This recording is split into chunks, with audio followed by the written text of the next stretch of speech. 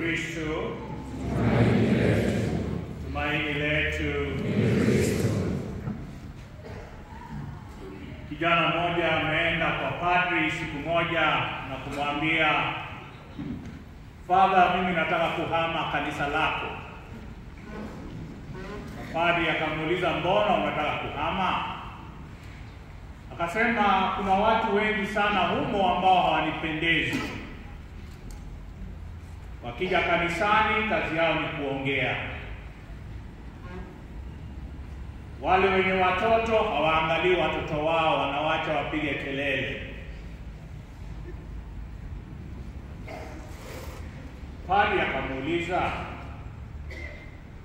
nataka ufanye jambo moja.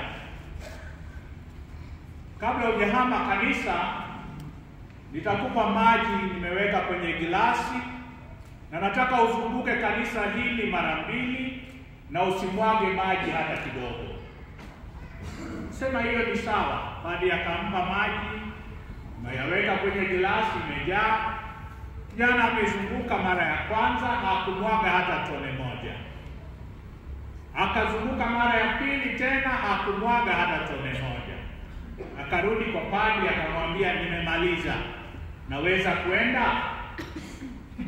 Padri akamwambia, hebu ngoja kidogo. Kwa nini haukumwaga tone hata moja?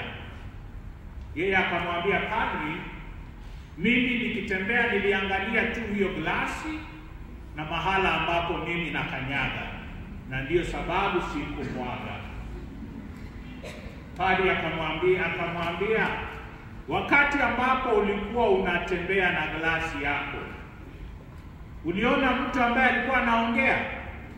Akasema, hapana. Uliona mtoto ambaye alikuwa anapiga kelele?